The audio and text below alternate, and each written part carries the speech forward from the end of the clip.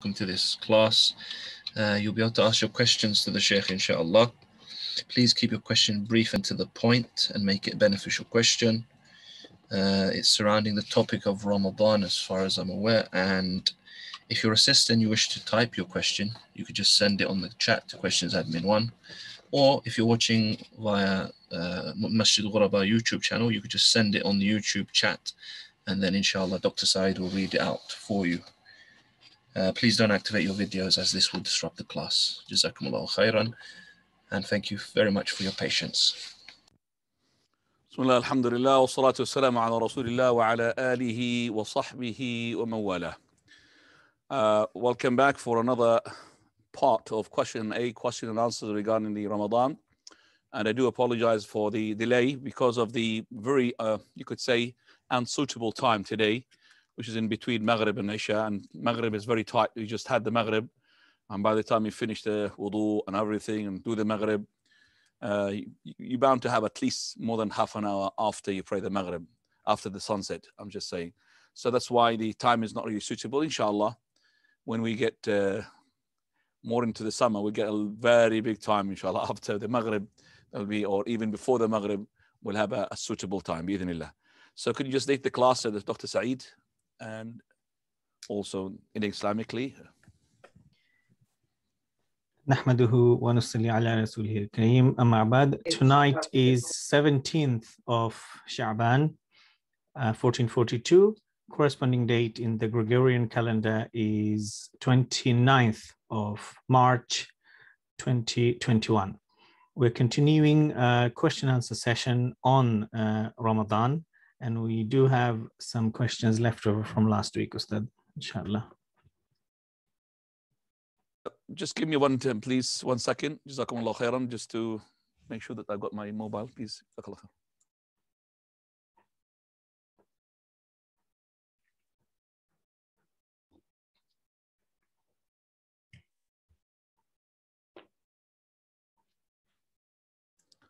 Yeah, go ahead with the question, please. Since now the masajid are opening, however, with limited numbers, can we do Taraweeh in congregation at home while the masjid is being open?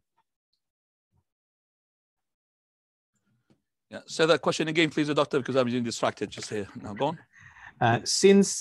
Since now the masajid are opening, however, with limited numbers in terms of the capacity, can we do Taraweeh in congregation at home whilst the masjid being open? Alhamdulillah wa salatu wassalamu ala rasulillah. Before I answer the question, and let me just clarify a very important issue. And that is, you have dated the classes that to be the 17th of Sha'baan. That's according to the calendar. We need to make sure that we understand that we have a difference amongst the Muslim world regarding the date of the Sha'baan. It could be the 17th and it could be the 16th of Sha'baan. So we are at the moment struggling to know how we're going to be in Ramadan. But it happened before, and actually it might give us maybe a glimpse what day is going to be Ramadan.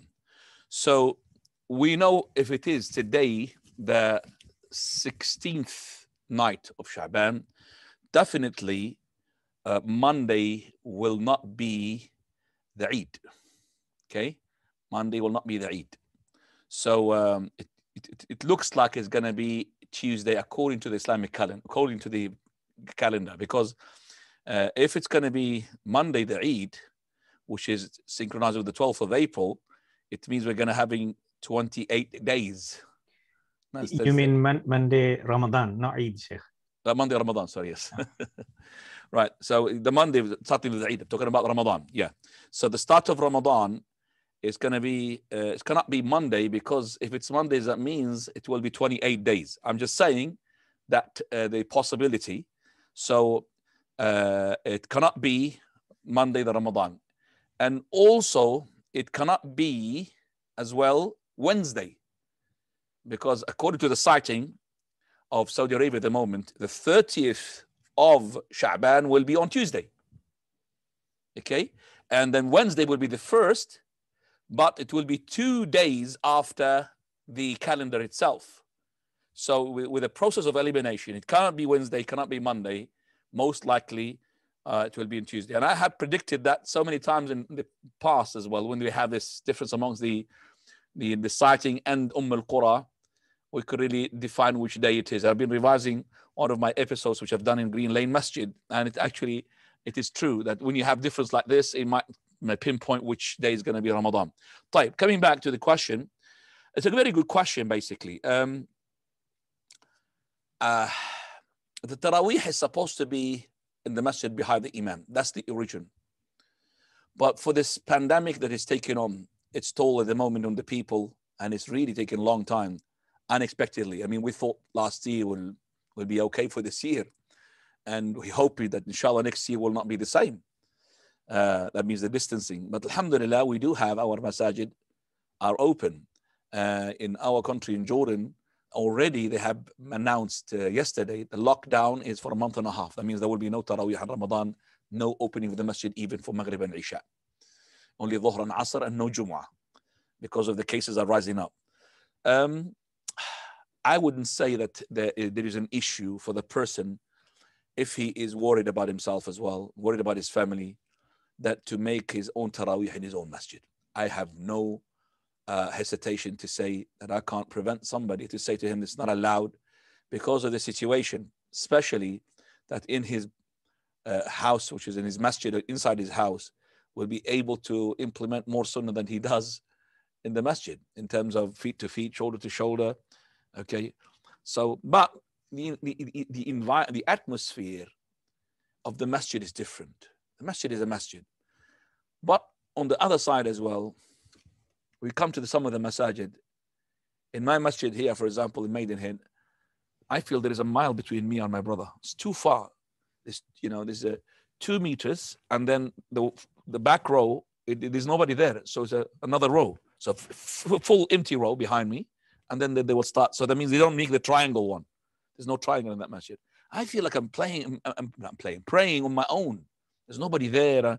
I don't feel the jama'ah, if you understand me. So no problem for the person, inshallah, to do his Taraweeh at home. Jazakallah khair. Naam. Jazakallah khair, Sheikh. Next question is about the Fajr time. What do you say about 18 degrees in Fajr time? And if you kindly remind about the app that you mentioned last time, Sheikh. Jazakallah khair. 18 degrees, ya ikhwani, it's absolutely incorrect because the angle varies according to the season. What the angle is during the winter is definitely a different angle from the summer. In the summer, you could use even as little as 12 degrees, not 18. So these angles are not correct. The best is to do it with your own sighting. I have encouraged you the last time to do your own homework, to go out and start seeing at least the sun when it sets, what time, and also to make sure that maybe you could really go and calculate your Fajr as well. Maybe the Fajr, you need to be practicing how to see the Fajr, which is the horizon light that breaks the light. So the 18 degrees and the 12 degrees is not correct. We will work it out like this. If you didn't really do it, most of you, they don't do it with your own sighting. You could have the element of being precautious, ihtiyat. So let's say, for example, you can't see the sun, okay? And you're working by timetable. Go with the timetable. All the timetables, by the way, they have precautionary time. All of the timetable. They even once Ramadan kicks in, you'll start finding the time for the sunset had jumped, subhanAllah, 5 minutes later. How can it be? It was 1 minute increment, now it's 5 minutes suddenly. Why is that? So if you don't have the sun, you can't see it, you can't work it out and everything, go by the timetable of your masjid.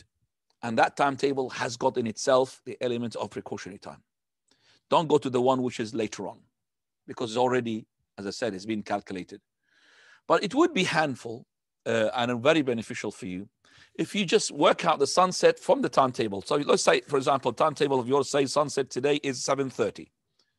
And you looked at the sun and you saw it. It's actually the whole disk goes down with your own eyes. There's no clouds there, about 7:25. not 7:30. So you know there's 5 minutes. So you will be relaxingly now. Every time that is the timetable says 7:35, you will break your fast 7:30 because you have 5 minutes. My timetable, which is in High Wycombe when it was 7 minutes. And 7 minutes, it was from the person who was really up in the high mountain in High Wycombe, because High Wycombe is a valley and it's a high, which is high the mountain. Wycombe is a valley. We as in the masjid, we are in the valley. And the person who was seeing the sun and sighting the sun for the sunset, he could see it. It would set about 7 minutes before our timetable. And remember, we are lower than him. So the sun would set even earlier than it sets for him because he's high. You could see the sun. Yet he is high and we are low. It sets 7 minutes before our timetable comes in. That means we are at least 10 minutes, maybe 8 minutes, 9 minutes. So I used to take 7 minutes. When I see the timetable of ours like this, 7 minutes before the timetable, I break my fast, unless I could see the sun with my own eyes. The thing that you asked me, the application, there's no application. It's just you go to Google. Google will tell you definitely 100% the sunset in your place. And will tell you the sunrise, 100%. And will tell you as well the twilight. Now, there's a twilights there, 3 twilights, astronomical and civil and the nautical. The astronomical that comes first, and then the nautical, and then the civil, the last one. You look for the nautical one, whether it's nautical twilight or nautical dawn.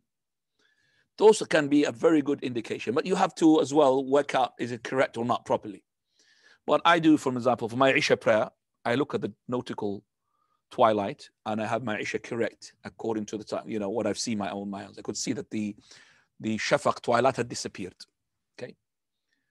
All right. So you'll find, unfortunately, even some of the masajid timetables, the Isha is there before the actual Isha, especially in the summer.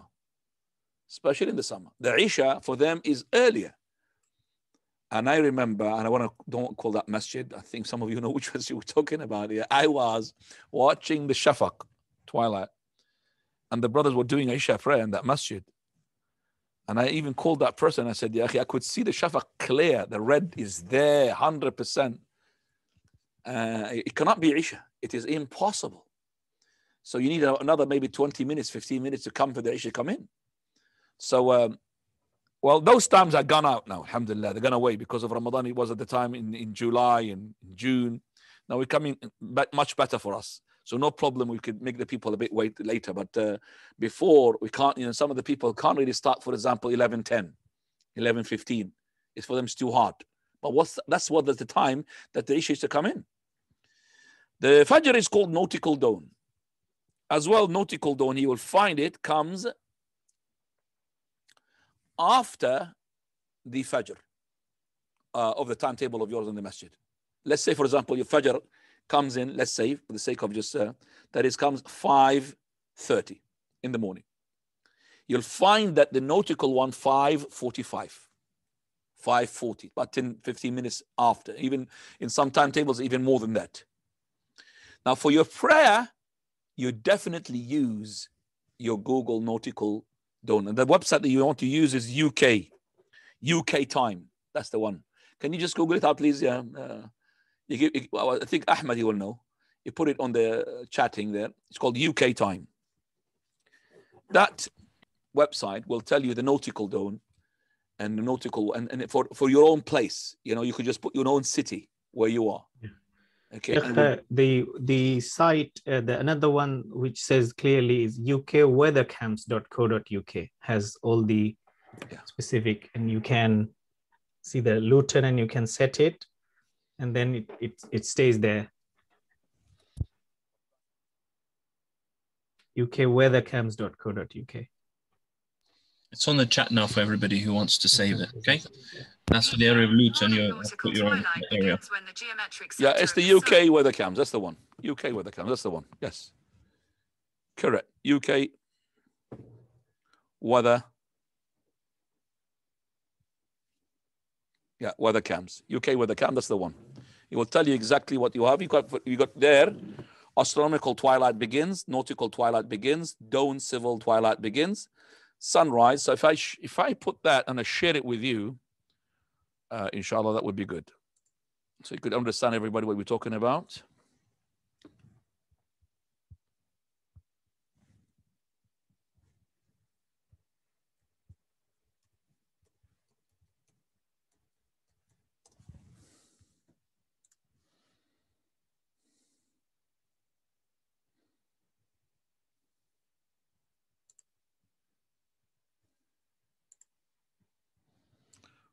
Right. Okay, we can share this with you, inshallah. You'll understand what we're talking about.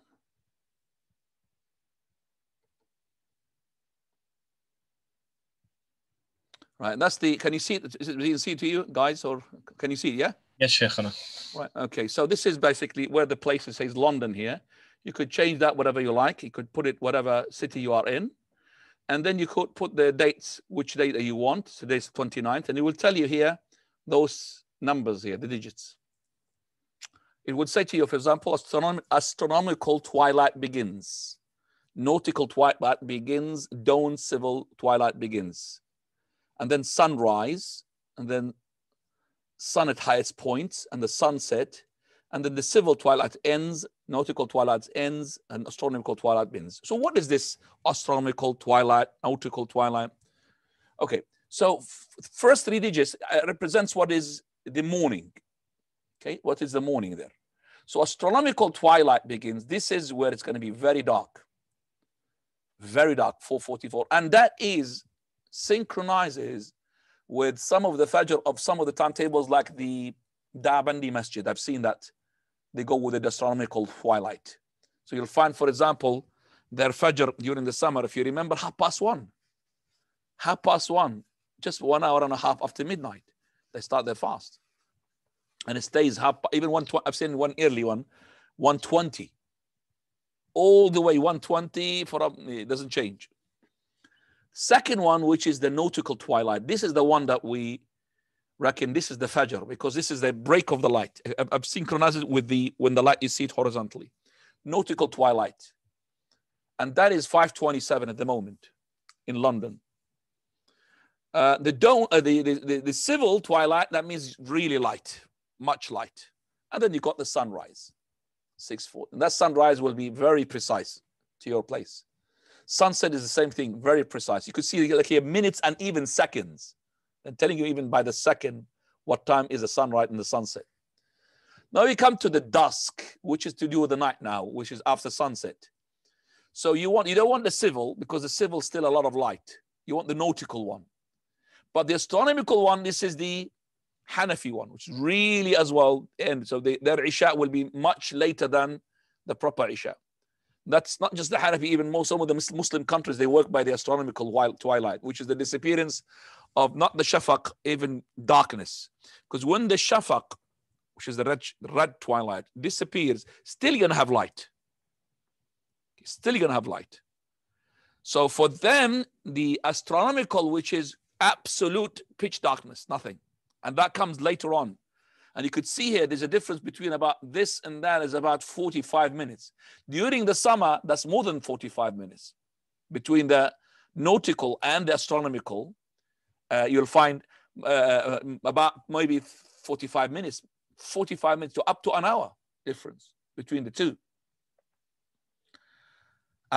So we find as well, even the ones who go by the Hanafi, when it comes to Isha, they don't implement that one. They forget about the Hanafi madhab. They do, I don't know what type of madhab they do, but they combine the prayers or do something like that. They leave 1 hour, I think, after Maghrib, and then they pray the Isha, which is they don't really go by the Hanafi. The Hanafi is supposed to be very late. I have been in a masjid where they implemented the astronomical without any jokes. That's in Didsbury, in Manchester. I remember those days, and the Ramadan was in the summer. We're talking about here 1985, 86, 87, 1990. And I remember we used to stop eating in Manchester because it's the north, 1:15 in the morning. And our Isha times, wallahi, comes 12:51.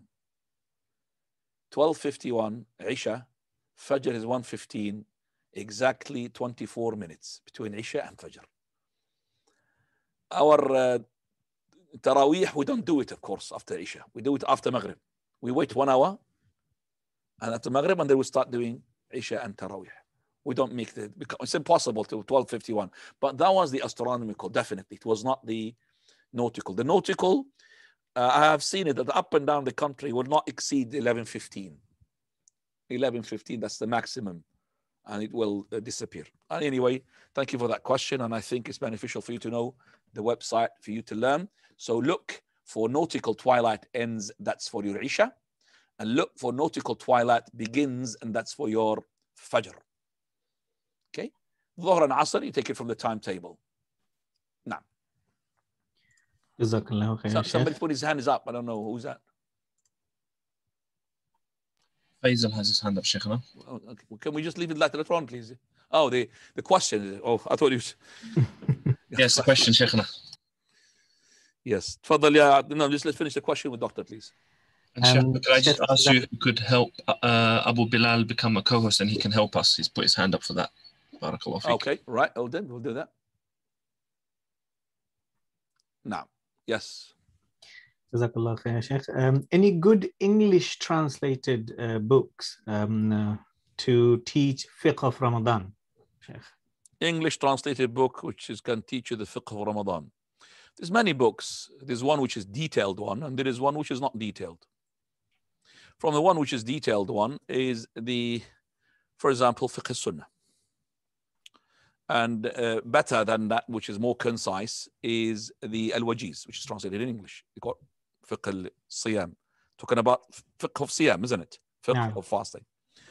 And also, there is the jurisprudence of Sheikh Salih al-Fuzan, translated 2 volumes as well. It's got the Siyam.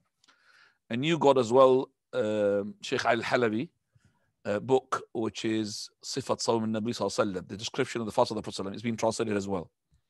So all of these books, they talk about this fast, but the one you could talk, more details is the Fiqh Sunnah, but the more you could helpful to you, maybe Al-Wajiz. Wajiz is very good.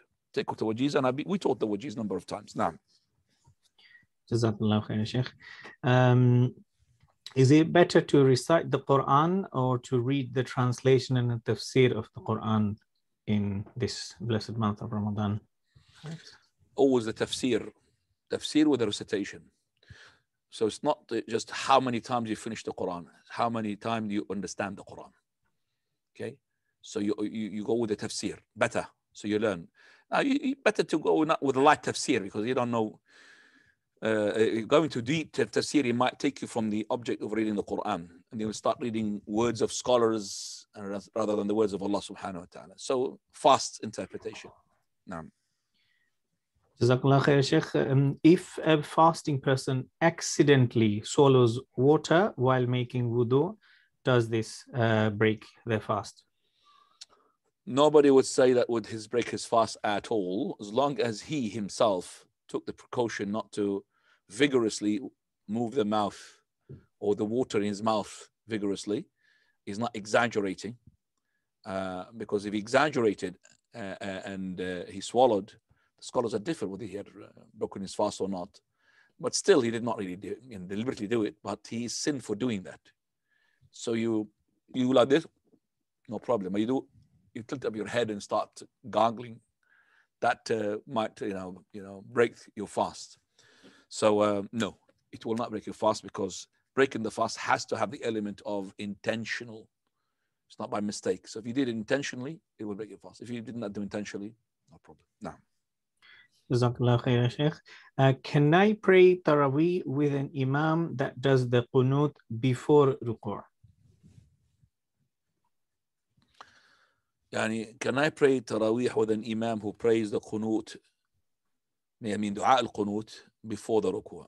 Subhanallah, that question is supposed to be the other way around. So, for that person, you should know that the sunnah is to make the qunut before the ruku'. And we're talking about the qunut of the witr, not the qunut of the crisis, the nawazil. For the qunut of the witr, it's all the time before the ruku'. That's the hadith.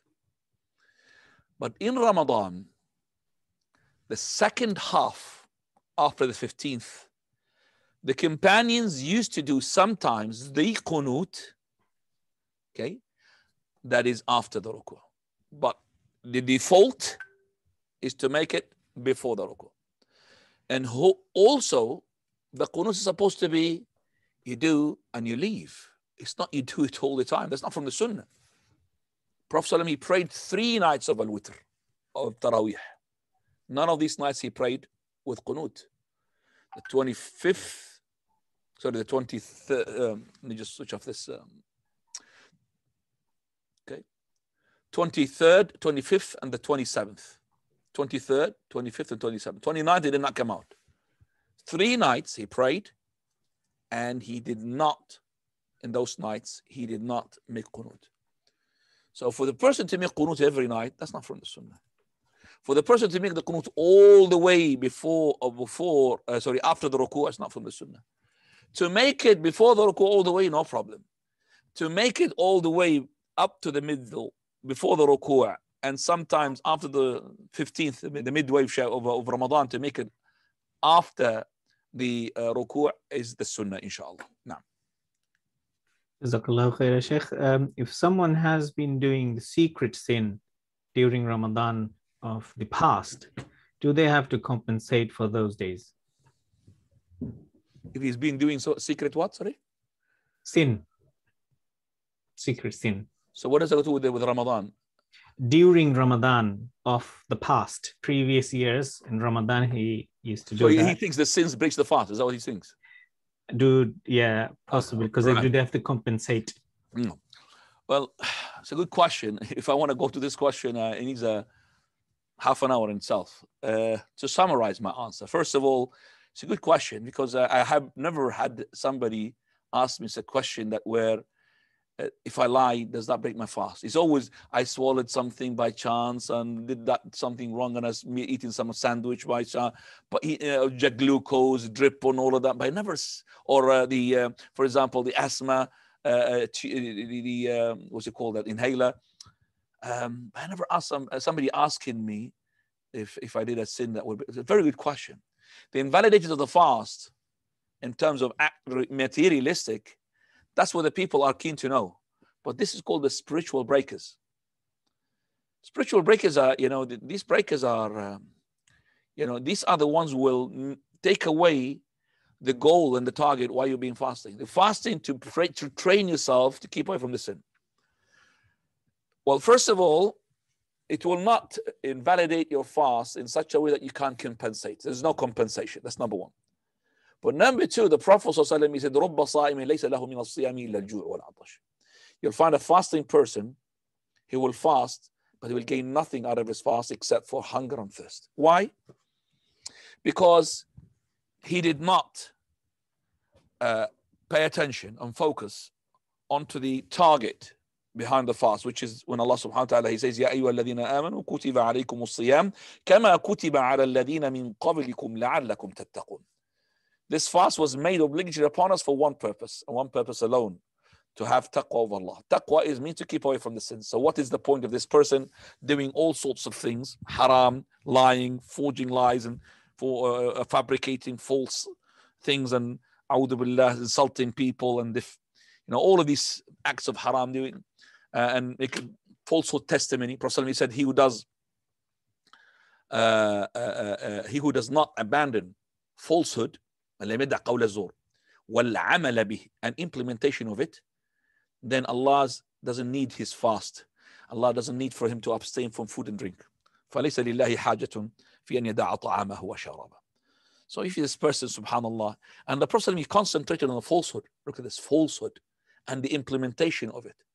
You are embarking on implementation of this forged lies, or falsehood.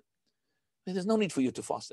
But we don't say that if you have fasted, then you need to fast another day. But it is like you are going to a war booty or a war, and after you have fought the enemies and everything, and the war booty is there, but you can't take it. Why? Because you're not allowed to take it. You did haram. You have gained nothing. That's what it is. You went to Ramadan and you gain nothing. And that's the loser. The Ramadan is all of it is about to be successful, to make sure that you have trained yourself onto obedience of Allah subhanahu wa ta'ala, to keep away as much as you can from everything that would displease Allah azza wa jalla. That's the fast is all about. So this question for that person, Jazakallahu khairan, we say to him, you do not have to do anything regarding the past time of yours when you were sinning during Ramadan, regardless of your sin. Let's say that you have been drinking, but not when you are fasting. Say you're drinking during the night. You've been fornicating, but not during the fast of the day. You've been fornicating during the night. That's a big sin. I don't think that person is asking me about these sins. Okay, maybe less, but I'm just saying it to the maximum.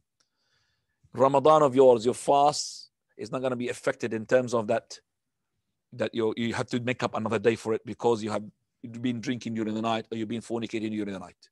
No, we say that make tawbah to Allah subhanahu wa ta'ala, increase in the voluntary fast, increase into sincerity to Allah azza wa jal, and Allah subhanahu wa ta'ala will write for you what is in the past and what is coming. But if you don't really do that, then you lose what is in the past and you lose what is in the future. And that's when one of the Salaf, he had seen an old man. All this is a long story. We're going to go to the questions, inshallah.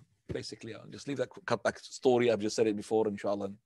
Sheikh, Jazakallah khairat. The three brothers, mashallah, reminded this question perhaps means secret habit, not just secret sins of the past during Ramadan. You said secret sins. It didn't say secret habit. Yes, it says it. So, but the brothers reminded, I think, the question. I've answered the question because I've said fornication, even. Okay, so if this person had masturbation, it's called masturbation. If the person had masturbated during the fast, is that what he said? Well, he's fasting. That's something else. So if he masturbated during the night, which is not, he's not fasting. I said if he fornicated, which is worse. If you had drank alcohol, which is worse. Okay, definitely 100% worse. But you don't make up for that day. But you repent to Allah now, and inshallah, those days will be counted for you. But if you masturbated while you are fasting, so many scholars, they would say that you broke your fast. But our Shaykh al-Albani, and he's got a strong argument regarding this issue, you did haram, but you did not break your fast. Okay?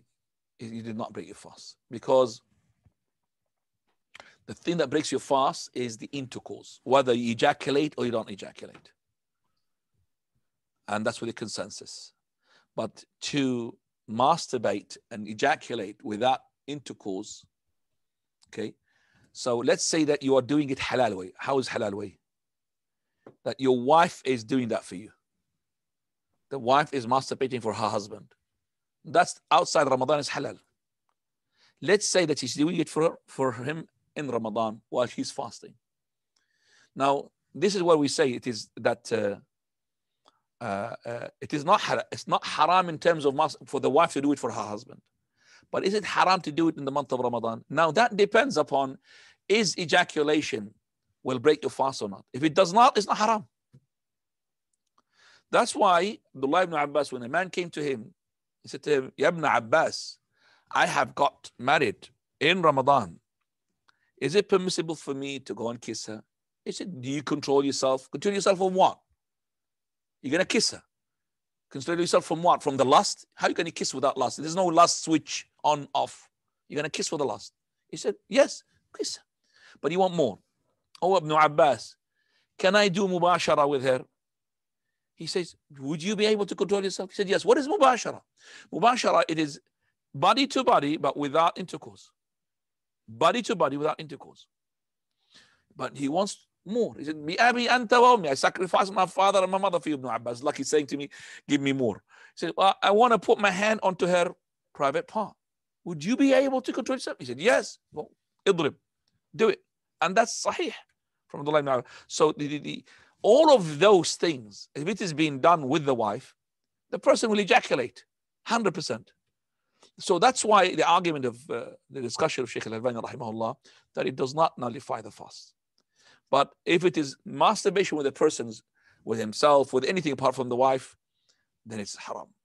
Now, does that break the fast? Shaykh al-Albani says no, and he's got a very strong argument. Naam. Jazakallah khair, Sheikh. Can we take the vaccine while fasting? As long as the vaccine is not in your mouth, no problem. Is there any vaccine in the mouth, by the doctor? There are some. Okay, and if it's a vaccine where you through drop the nose and mouth, there are some vaccines. that will break your fast. But if it's a vaccine, the one I took, which is in my arm, no problem, inshallah. Jazakallah khair, Sheikh. If we get a wet dream, and I believe he's asking about the COVID vaccine, isn't he? Most commonly now is going to be coming, yes, rolling out the vaccine. Jazakallah khair, Sheikh. If we get a wet dream and wake up but have no energy to do ghusl, can we do wudu instead and pray Fajr? With the consensus of all scholars, no. You have to make full ghusl. Now. Is al-Qura timetable reliable? In what way? Okay, if it's Ramadan and the Hijri date, yes, it's reliable. It's Hijri date. But remember, the Islamic countries are concerned on to the following months. That is Sha'baan for Ramadan and Ramadan for Shawwal and also Dhul Hijjah. Those are the 3 months they always concern themselves to cite them. So they cite Sha'ban. So in order to know when to cite Ramadan, they cite Ramadan as well to know when they cite the first day of Shawwal, which is the Eid. And they cite the beginning of Dhul Hijjah. Sometimes they do Dhul Qa'dah to make sure when to cite Dhul Hijjah in order to know when is the day of Arafah and the day of Al-Udhiyah, Eid al-Adha. Now. One of the last questions here on me is how many rak'ah should be Tarawih, 20 or 8? We've answered this question a number of times. We say that the correct opinion, Bismillah, is that it is the 8 rak'ah. And with this pandemic, I mean, 8 rak'ah would be better than 21 rak'ah because you don't want to spend a long time. 8 rak'ah is the correct opinion. And if you need more proof for that, you got the book of Sheikh Al-Albani, which is Salat al-Witr. It talks about this issue in details. And any hadith regarding the 20 is to be unauthentic. The hadith which is from the Prophet ﷺ is very, very weak. And the hadith of Umar al-Khattab is weak and unauthentic. But is the hadith which is authentic that Umar al-Khattab, he had commanded Tamim al-Dari, Ubay ibn Ka'b, 2 companions to lead the people in 11 rak'ah. But maybe at the time of Umar, some of the masajid who the Umar al-Khattab, he had governed and ruled a big, massive area. So if some people were doing more than 11, I mean, he will not be able to know. He doesn't know everything and everywhere. He knows what is in the Medina, but he doesn't know what is in Mecca. Or for example, outside, what is in the Azerbaijan and all these areas, which has been opened and conquered at his time. I mean, we found people as well, they didn't know about the proper recitation of the Quran. And that's why at the time of Uthman, he had made the second gathering of the Quran because people, they were reciting the Quran wrongly. Now. Brother Ahmed, I think from your side now, we have... Jazakumullah khairan. Faisal, go ahead. Sure. If someone has to pay fidya, and because he's sick or he's old, can he intend to sponsor the iftar at the masjid, and with that intention of fidya? But in that group, there are going to be people who are rich, who are working, and there are going to be people who are poor. Or must he find 30 poor people or one poor person and feed him 10 times? Well, to understand the fidya, first of all, before I answer the question, the fidya you're talking about is for those people who are must fast, but are unable. Unable because they are permanently ill, so chronic illness. They have diabetics, or they're too old. Okay, or a pregnant woman and breastfeeding women. Those are the ones whom are including, according to Abdullah ibn Abbas, in the ayah وَعَلَى الَّذِينَ يُطِيقُونَهُ فِدْيَةٌ طَعَامُ مِسْكِينٍ. But we have to understand the following. Number one, that those people who, when they make iftar, when they break the fast, that is, they will make the feeding as in after the break, not before. So, if it's an old person, he is not going to fast Ramadan. He cannot give his fidya, is called ransom, before he starts Ramadan. He, for example, first day he could give now fidya for the first day. He done 10 days, could finish the whole month of Ramadan, did not fast, and then he will give the fidya for the whole month. But he cannot give it in advance. This is very important because you could give money to your charities, and charities don't understand that, and they start feeding the poor people before even Ramadan. And I always give an example of this, that you cannot give the council you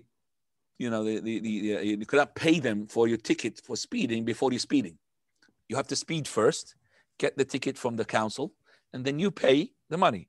But you start saying, and this is money for in case I speed. No, it doesn't work like that. So the same thing, I can't pay ransom before I break the fast. So you could do it daily, you could do it after 10 days, you could do it after Ramadan, no problem. It's the first issue. Second issue is that the people who pay the fidya are from those categories as long as their mind is okay. Meaning, if these people, for example, are loony, what do you call that? Mentally disabled, there is no fidya on them. So it is only fidya on those people who are sound-minded, Muslims, and adults. Okay? Those are the ones who will pay fidya on them. Muslims, sound-minded, and adults. So if he's not sound-minded, there's no fidya on him because he's not being obliged. He's not obligated. It's not mandatory upon him to fast anyway because the mind is not there. But those people got their sound mind but are unable physically because of the illness, because of the old age, because of the breastfeeding, because of the pregnancy and all of that. Thirdly, the fidya is ta'am, food. Scholars had differed. The correct opinion, Jumhur al-Ilm, it is food. Imam Shafi'i, Imam Malik, Imam Ahmad, only Imam Abu Hanifa, and some from the Shafi'i and some from the Hanbali scholars, but the majority of the Hanbali, Shafi'i, they say that it only has to be food. If it's other than food, it's not going to be accepted. If you give money, it's not accepted. It has to be food. So, what is the correct opinion? Can you give money? You could give money with the consensus of all the scholars that if this money given to a third party, and that third party will turn it into food to the poor person, no problem. So you're sending to somebody money in order for him to turn it into food and give it to the poor person. But to give it directly into the poor's hands, the poor people's hand in money is not accepted to most of the scholars. And at the time of the Prophet of Allah there was money. When Allah said, وَعَلَى الَّذِينَ يُطِيقُونَهُ فِدْيَةٌ طَعَامُ مِسْكِينٍ, He said, ta'am, food. And they had money. Prophet did not give the option of giving money to the poor people, so it stays ta'am. So we stick with the ta'am. We stick with the ta'am. And we don't allow you to go and give money. But if somebody was giving money before, we don't say that you have invalidated your fidya because he didn't know. But you just didn't start from today. Allah says in the Quran, وَعَلَى الَّذِينَ يُطِيقُونَهُ فِدْيَةٌ طَعَامُ مِسْكِينٍ, ta'am, food. Why should we go into interpretation of this and that? And he said, it's better to give him for money. Well, money is not food. He could buy, for example, he could buy shoes with the money. He's not going to eat shoes, is he? Or socks. So it has to be fidya ta'am. Number 4, the food itself, scholars differed. Some, they said, it has to be actual. You have to cook it for him, ta'am. Some, they said, no, it is actually just the, for example, the barley or the wheat. Nusf sa'. Nusf sa' is about 1.5 kilos, 1.25 kilos. To be on the safe side, make it 1.5 kilos. Not 1 kilo, but 1.5 kilos is better than 1.25 kilos. So that's sa'. And so if you give with this half a sa', which is 1.5 kilos of rice, you give, for example, some oil to cook with it and some ghee and all of that, it will be better, because if you gave it cooked, even better. But we will not say to the person who gave 1.5 kilos of rice or wheat or whatever, or corn, to that poor person that your ransom or your fidya is not accepted. No, it's 100% accepted. Okay, it's the one who gives money, but it's better to cook it for him. So if you cooked food, okay, and you gave it to the poor people. Let's say you made food, or you made sandwiches, we made a big tray. We know that this family is 10 people. Another family is 10 people. So 3 families, 10, 10, 10, 10. That's 30 people. The question is now. Question is that I'm inviting people to that, or sending it to the people, where I'm giving it to the masjid or whatever, and I'm saying this is fidya, and I'm saying this is fidya. So poor people come in and non-poor people come in. That's the question. That's the, you see, as long as the people know this is fidya, this is a fidya. So when you give somebody's fidya, okay, I don't think the rich people will come and eat from it, because it is for the poor people, okay? And at the same time, you said fidya to the people, the rich people came, but poor people came. As long as you had enough poor people to cover up these days that you broke, okay? The 30 days, for example, because some of them could not be 30 days because he had a chronic illness and then suddenly he had been cured.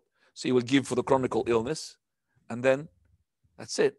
Pregnant women, she did not, breastfeeding women.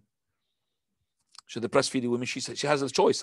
The choice, breastfeeding or pregnant women, they have a choice either to break the fast and then give fidya, or to fast if they want. It's up to them if they want to fast. It's up to fast.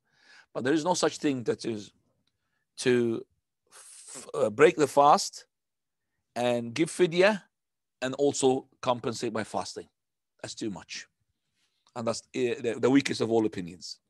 So bearing this in mind, inshallah, so that person, if he made it for the sake of fidya to the people, invited the poor people, rich people came in, no problem, as long as you allowed enough poor people to eat from that food. Now, Barakallahu fikum. Admin free, please.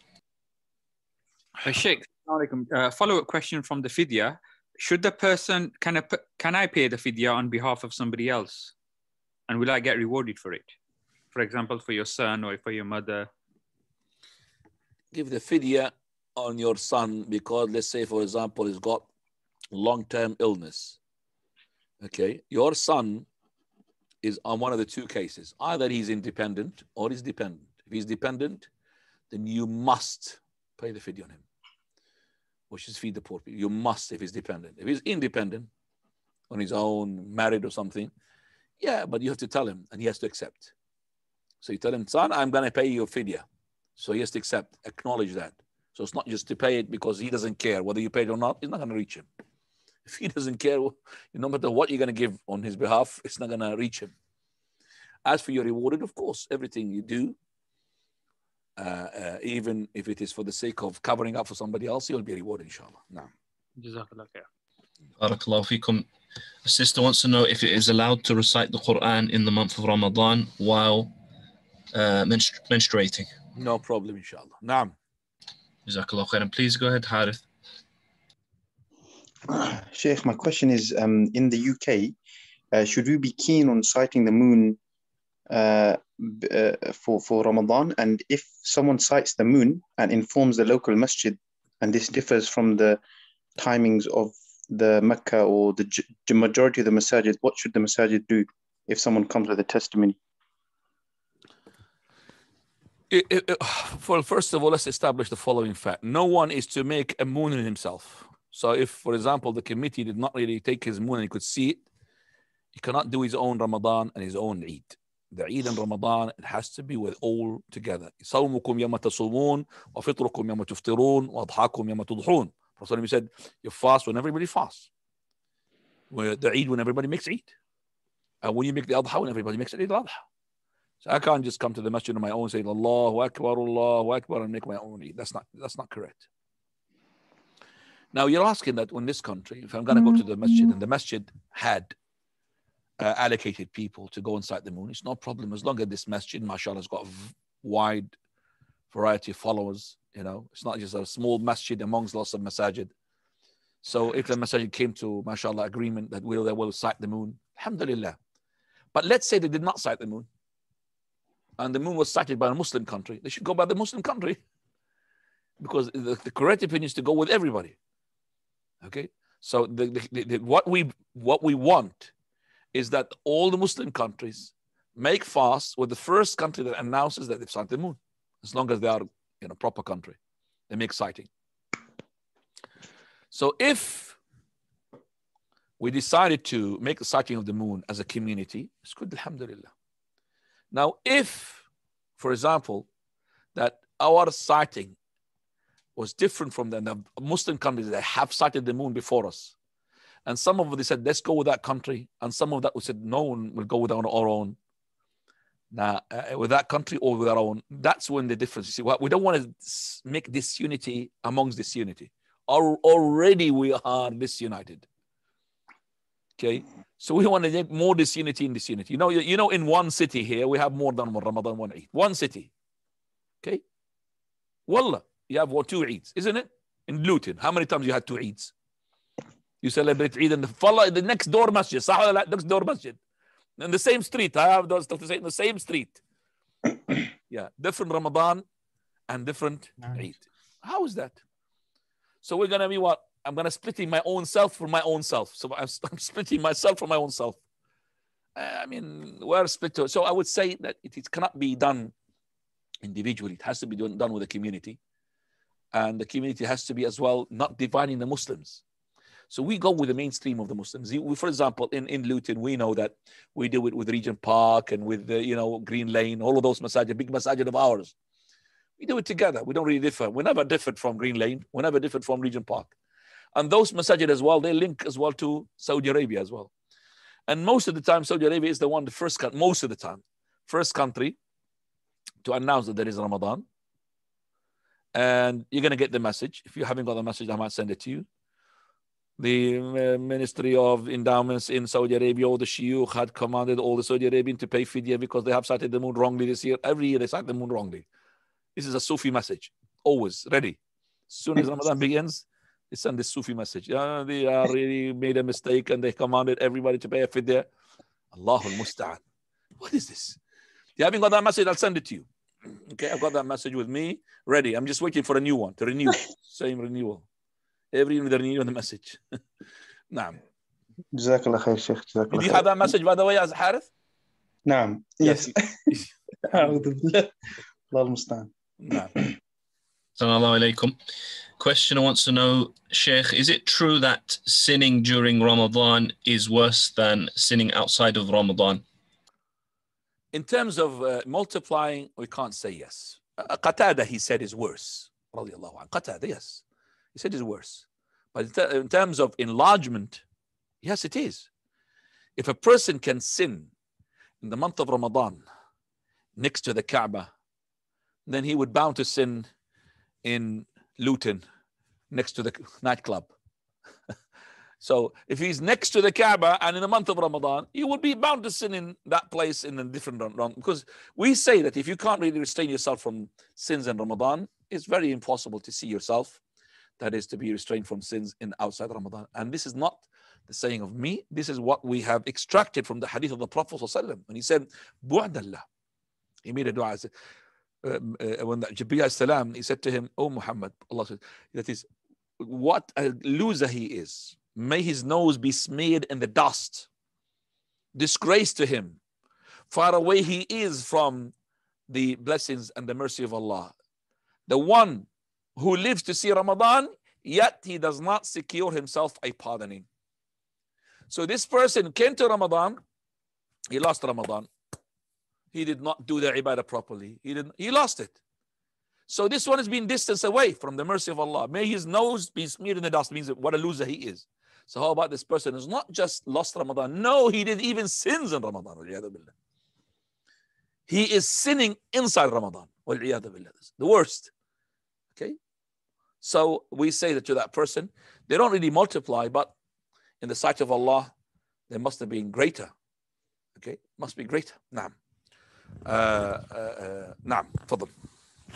Jazakallah khairan, Sheikh. Abu Muhammad from Luton, please. Assalamu alaikum. Assalamu alaikum.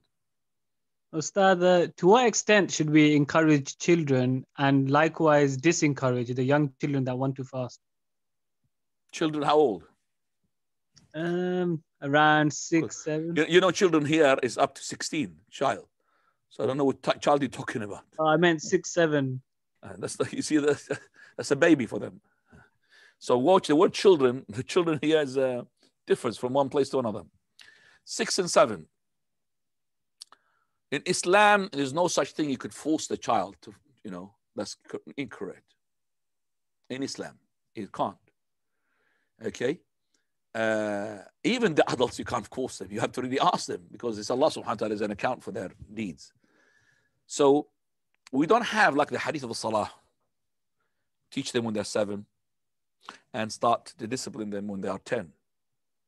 But some of the scholars, they said that you could use that hadith in the light of that hadith, and also in the light of another hadith, which is hadith of the day of Ashura, when the Prophet ﷺ had commanded for the day of Ashura to be fasted, and it was obligatory for 1 year. The obligation came after the Fajr, midday. And the announcer used to go to the people, he who has fasted the day, let him continue. And he who has not fasted, let him abstain. So he's going to be counted for him, because he didn't know, because it became obligatory. Let him abstain from food. In the hadith, that the Sahabiyah, they said, we used to fast and make our children to fast along with us by giving them the toys made of the wool, the wool, So we give them the toys, take their mind off from the thinking about the food. So kunna nasum wa nusawwimu sibyanana. Make our children to make fast with us by giving them this toy and making them. But this is not compulsory, but this is teaching. Some of the children, they're keen to do that. They love it. Okay? But we have to be careful as well to make sure that this is not going to affect their health. We have to be on the safeguarding, and I've got a safeguarding officer here in front of me, so I have to be careful of what I'm saying. We have appointed the safeguarding officer now, Dr. Saeed Jazakallah Khairan, for the masjid, so I have to be careful with my words now. So I would say that you're not allowed to force a child. And also, if you see the child struggling, and even he became stubborn and he wants to continue the fast, you should not let him to continue the fast, because you are responsible for your child. True or not, the doctor? Jazakallah khairan. Give me a tick for that one. Jazakallah khair. Jazakumullah khairan. A questioner wants to know that what should one do if they eat and they were not aware that the Fajr Adhan had taken place? They have eaten already, Ahmad, or they have to eat? They eat, Shaykhana, they eat, and then they find out, oh, there was Fajr Adhan, I shouldn't have eaten. What do I do? Okay, no problem. If that is the time, if he didn't know the knowledge, there's no problem. But I want to make sure that he doesn't know. Meaning, let's say he knows for a fact that his clock, which is inside his room, is basically well before. I mean, let's say the time is supposed to be 5 o'clock. It says 4:30. Okay? He knows that clock, there's something wrong with it. And he knows that the real clock, either his mobile, which he's got in his pocket, or the clock which is in the kitchen. Okay? So he just wakes up and he looks at the time, still 4:30, half an hour. And he knows in his mind, if he looks at the mobile, it's going to be different. So if he starts to fool himself, finished. He had invalidated his fast. But if he genuinely didn't know, he didn't know his Fajr, then no problem. It happened to me the first night 2 days ago in Ahad. Because the Ahad, the clock changed, and I forgot about changing the clock. Nobody told me about the changing of the clock. Okay? So my alarm stayed the same, because the mobile alarm, you set alarm. Let's say they set alarm. My alarm was setting at, my alarm was 5 o'clock. Just to do my, qiyam or something before the Fajr. So I set it at 5:30. I can't remember, 5:15. So 5:15, now when the time changes, it would still 5:15, but 5:15 according to real time, it's 4:15. So I woke up really, come on, family, prayer. And prayer. My wife is saying, what is happening? It was 1 hour before the Fajr. And then I was really, because the clock on the clock on the wall, it doesn't say the real time. It says the time which hasn't been changed. Whereas the mobile says it there, and yet because the alarm does not change the time. It's 5 o'clock for you, 5 o'clock. That means 5 o'clock is 4 o'clock now. 4 o'clock. So that was an hour before that, and that happens. So imagine this is the other way around. You know, when we come to the winter season, it will be 5 o'clock, but it's actually 6 o'clock. So if that is the case, no problem, inshallah. The person had made a mistake, and lots of people make mistakes, ikhwan. Tfaddal. Jazakumullahu khairan, Shaykhana. Abu Rayyan from Luton, please ask your question, brother. Assalamualaikum, Sheikh. Can I ask question outside Ramadan? Just quick question, please, Sheikh. Abu Rayyan, are you the one Somali from the masjid in Luton? I'm the one, Sheikh. Barakallah feek. Nice What's your name, ya Abu Rayyan? Abdul Qadir. Abdul Qadir. Oh, another Abdul Qadir, mashallah. Tfaddal ya Abdul Qadir. Allah yabarak feek. Barakallah feek, Sheikh.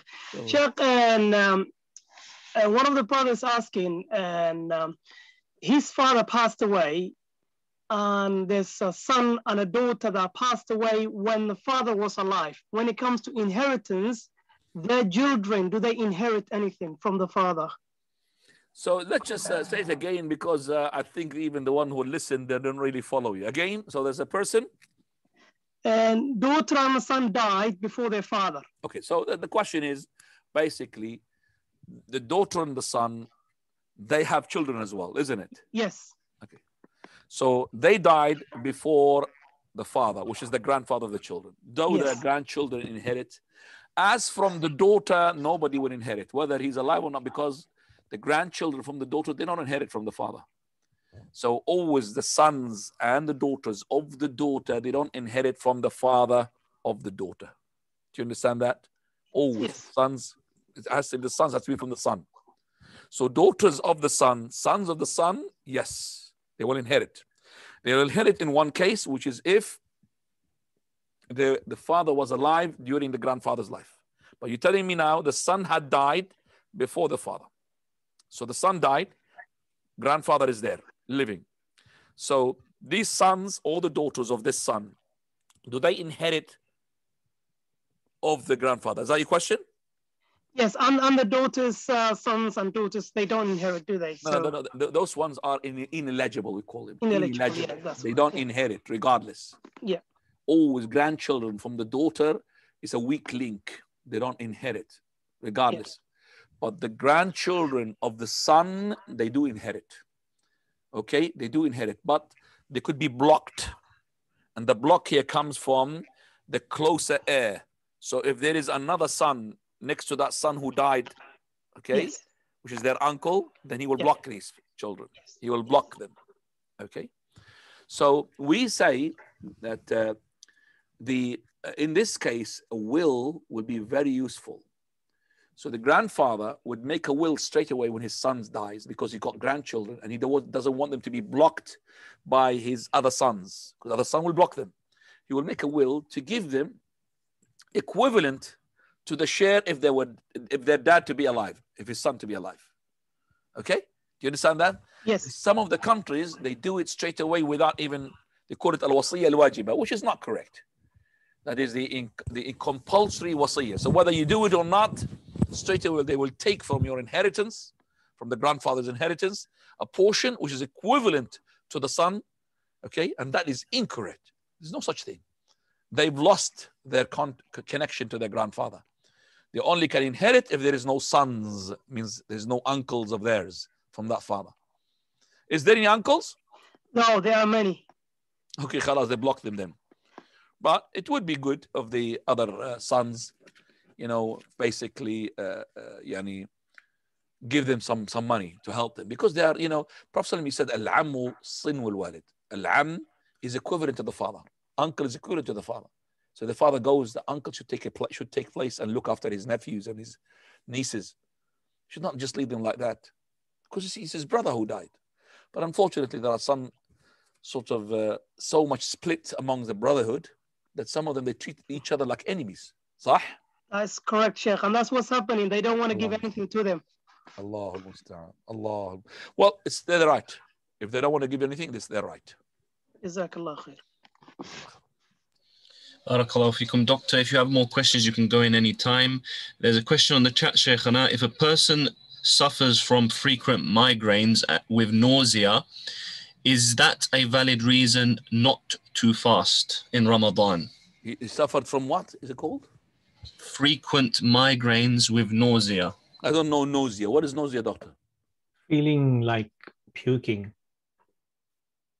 Is that chronical or non-chronical, doctor? It's associated with migraine, which is that severe headache that can have nausea, the feeling of throwing up, but it doesn't throw up, but just that bad feeling of throwing up. But is it chronical? Well, sometimes it could be non-chronical, treatable. It's linked to migraine, Sheikh. So it's Migraine kind of, could be some people, lots of people cured from migraine. yeah. But Okay, well, migraine that could be chronic person, as that well. person, he could break his fast, but the thing is, does he compensate or not? Okay, so if it's a long-term illness, the doctor has been diagnosed with long-term illness, then he will make fidya, pay fidya. But if it is not, which looks like it is not, okay, then every time he feels that he's got this migraine and is affecting his ability to fast, no problem, he breaks the fast. Okay, he breaks the fast. Even he could have the intention to break the fast before the day starts, because he's got this symptom. But he has to know that he will compensate by fasting another day when he's okay. But he cannot postpone these days to the days where he thinks it's the shortest days in the year. So if he thinks now, I'll break them now and I'll wait until winter, December, I'll have a very relaxing day. No. And I say all the time to my students, unless you have a blank check from the angel of death that you're going to have life until that time, and you don't, you might die now. So you don't postpone what is a debt for your Lord. Now. Barakallahu fikum. Sister Zohra, please.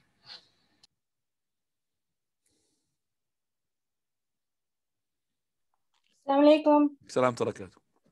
Are we going to have classes in Ramadan and after lockdown?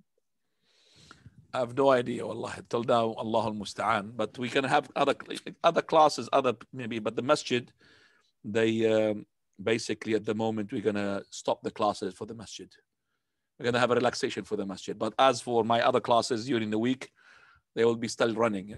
One which is every other week, they will be still running, inshallah. We have a non-subject related question, Sheikh. Fadl. If a sister is not asking for mahar, what should the groom give? If the sister is not settling? Is not asking for mahar. The best thing is for her to take mahar and then to give it back if you want to the husband. No problem. I mean, the mahar is not really a pillar. So if the woman, she did not take mahar, that her marriage will be invalid. No. But to say that there is no mahar, it's not correct. There is a mahar. It has to be a mahar. It could be anything. It could be a promise to take her to Hajj. It could be it could be anything, as long as there's benefit for the wife. Okay, right. So she could ask for, just any kilo of dates if she doesn't want any mahar. Kilo of dates. Okay, so we don't want to make you make yourself as an example. You have to have a benefit. But there is Sulaim. She accepted her mahar that her husband becomes a Muslim. And the scholar, they said there's a benefit here for the woman, because the benefit is that that she's became a Muslim. So, but we champion that woman to say that Prophet ﷺ said that the one who's got the one who's got it makes herself easy going for marriage, the one who will get more barakah. You will get more barakah. They make herself easy, not the one you're going to have to pay everything, and on top of everything you're going to be taking as well loans from people just to go and pay the mahar. That's the one you're going to be having sort of difficulty even to accept the concept of doing that, and it might reflect onto your life later on. You might start fighting with her because of that very expensive mahar. But if she didn't accept, it doesn't mean the marriage is not accepted. Marriage is okay, inshallah. Now. One of the Ramadan question: if all countries around the world start and finish Ramadan according to Sunnah, is it possible to have 2 days difference, like Eid and Ramadan starts on 2-day difference? I didn't understand the question. Did you understand the question? No. Sometimes in Far East, rarely, there has been 2 days gap with Saudi Arabia. I think it's alluding to that. If everybody did according to Sunnah, is it even possible to have 2-day gap between beginning of Ramadan or having Eid on? If all the Muslim countries got together? Did actually finish Ramadan according to Sunnah? That's what it says. I don't understand the question. Okay, if all the countries around the world start and finish Ramadan according to the Sunnah, which is impossible. Go ahead. Is it possible? And never happened. And never happened. Is it possible to have 2-day difference? That doesn't make sense to me. No. Further. Another question. Marriage question. How can one approach a sister in Islam for marriage if one sees her in public without turning to haram? How can a person, again, Dr. approach a sister in Islam for marriage if he sees her in public without turning to haram? Basically, someone sees a lady and you saw a woman, sister, and you want to approach her. The best thing is take another person with you. Or if she has got somebody with her, even if she's a girl, say to her, please, can you just give me your father's contact number? That's it. So if you like that sister, mashallah, I don't know how can you like her. I mean, you see somebody, you like her, I mean, you don't know her. So can you give me your father's phone number because I want to approach you from the father? I mean, maybe that sister, she will be alerted. What? I'm not going to give you your father my phone number. I don't want to show who you are. Okay. But, it did happen. I know stories, which is real. It did happen. That person, he was genuine. He just said, I am here for this couple of days here in this country. I just saw you, sister. You are the sister because you speak Arabic or whatever. You speak my language. Please give me your dad's phone number. And that's girl. She was a different sister and she gave him the phone number. And I know a person who I know is a sheikh, mashallah, and he got married to his wife. He said to me that I saw the sister, I liked her. So I followed her all the way to her house. And so she get inside the house and I knocked on the door. And then there's her brother or her mother, I don't remember, said, well, I want to, if that sister, she's available, she's not married, I want to marry that sister. Just like that. And he got married to her, subhanallah. Okay, alhamdulillah, subhanallah. Does this happen in the Bengali community, ya Sheikh? No? No comments, Sheikh. Well, let me tell you, this brother who's a sheikh is an Arab and he's married to a Bengali sister. That Bengali sister. MashaAllah. Tfaddal. I do not have any questions. Okay, khair, inshallah. Faisal? Sheikh, Faisal's asked, so can we go to Jamal, if that's okay? Jamal. Yalla, Jamal Khan.